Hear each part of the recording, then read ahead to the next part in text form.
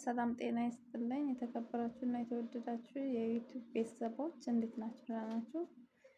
ሰላማችሁ ብዝት ይበልልኝ ወይ ያላችሁበት ቦታ እንዴት ናችሁ? እኔ በጣም ደህና ነኝ። እናንተ እንዴት ናችሁ? እኔ ደህና ነኝ። ዛሬ ይዤ የመጣሁት አንድ ነገር እና ሁለት ነገር ልመክራችሁ ነው። አሁንም ስደት ላይ ያላችሁ ስለ ስደት ነው በብዛት እኛ ስደት ላይ ያለን ሰዎች ስለ ስደት ነው የምናወራው። ስደት ላይ ያለን ሰዎች ህይወት ምንድነው? ማለት ህይወታችን ምንድነው? እንዴት አድርገን ነው ጊዜያችንን መኖር ያለብን? እድሜያችንን እንዴት አድርገን ነው መኖር ያለብን የሚባለው ነገር ብዙዎቻችን ጋር የለንም። ህይወት ማለት ራሱን ማለት እንደሆነ አይገባንም ማለት ነው። ብዙዎቻችን ጋር ብዙ ጊዜ አረብ ሀገር በመስራት እና ገንዘብን ለቤተሰቦቻችን ለባሎች ለፍቅረኞቻችን በመላክ ነው የምናጠፋው።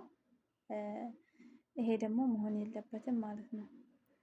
በመጀመሪያ መዳሞቻችሁ ጋር ስትኖሩ አረቦች ጋር ስትኖሩ አረቦች ጋር ስትኖሩ ግልጽ ሁኑ። ግልጽ ሁኑና በግልጽኝነት አብራችሁ ኑሩ። እንደዚህ ይሄን ደብቄ ይሄን እንዳርጌ ሳይሆን ግልጽ የሆነ ባህሪ ከነሱ ጋር ከኖራችሁ እነሱ ምንም እንትን የሚያደርሱባችሁ ጉዳት እና የሚያደርሱባችሁ ነገር የለም ማለት ነው። ግልጽ መሆናችሁ አስፈላጊ ነው። በነገራችን ላይ ደግሞ የተወደደም ነው ግልጽ የሆነ ነገር እና ግልጽ ሆኖ ልላችሁ እወዳለሁ። ግልጽ ለምን ሆንሽ ወይም ደግሞ እንዲህ ለምን ሆንሽ ብለው የሚያደርጓችሁ ነገር የለም ማለት ነው። በሁለተኛ አረብ ሀገር እየሰራን ኢትዮጵያ ገንዘብ የምንልክ ሰዎች ለወንድም ለባል ለፍቅረኛ የምንልክ ሰዎች ለወንዶች በብዛት ማለት ነው።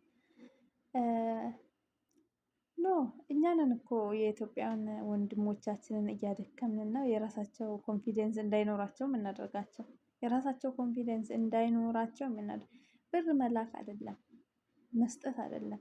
እናንተ አላማና አላማቸው አድርጋችሁ የመጣችሁት የራሳችሁን ህልም ለማሟላት ነው።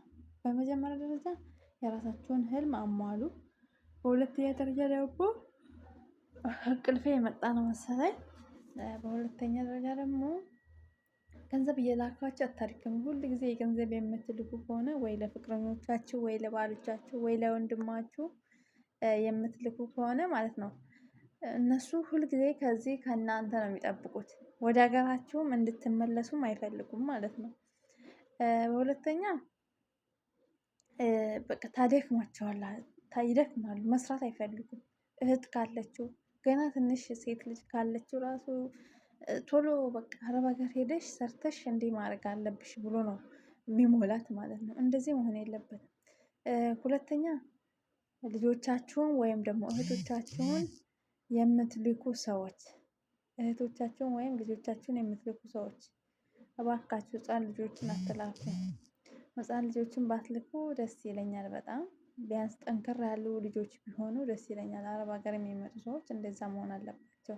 ውስጣቸው የበሰለ መሆን አለባቸው ማለት ነው። ከዛም መጥተው ተጎጂ ናቸው። ብዙ ችግር ይደርስባቸዋል ብዙ ነገር ይደርስባቸዋል። በቃ መብሰል አለባቸው። ከ5 አመት በላይ የሆኑ ሰዎች ስደት ላይ ቢመጡ እርግጠኛ ነኝ ይሰራሉ። ትርጉምም ይኖራቸዋል። ከዛ በታች የሆኑ ሰዎች ግን ቢመጡ ከ20 በታች ያሉ እድሜ ላይ ያሉ ሰዎች ቢመጡ ጥሩ ነገር አይኖራቸውም ማለት ነው። እና እንደዛ ነው እላችኋለሁ። በሶስተኛ ደረጃ በቃ ኢትዮጵያን ወንዶች ለወንድሞቻችን ለፍቅረኞቻችንን የምናደክመው እንዳይሰሩ የምናደርገው ራሳችን ነን። ገንዘባችሁን ያዙ። ለእነሱ ገንዘብ እየሰራችሁ የምትልኩ ከሆነ እነሱ መስራት አይችሉም። አንድ ሰው የለፋበትን አንቺ ነሽ የምታውቂው የለፋሽበትን አንቺ ነሽ የምታውቂው የደከምሽበትን እሱ ግን አያውቅም የደከምሽበትን የለፋሽው ምንድነው አያውቅም። ስለዚህ ተጠንቀቁ እላችኋለሁ እህት ወንድሞቼ። ሌላኛው ደግሞ በቃ ግልጽ ሆናችሁ ከመዳሞቻችሁ ጋር ተስማምታችሁ ብትኖሩ ደስ ይለኛል። እና ዩቲዩቤን ከወደዳችሁት ቪዲዮን ከወደዳችሁ ዩቲዩቤን ሰብስክራይብ ላይክ አድርጉልኝ። በሌላ ቪዲዮ እስከምመጣ ማለት ነው።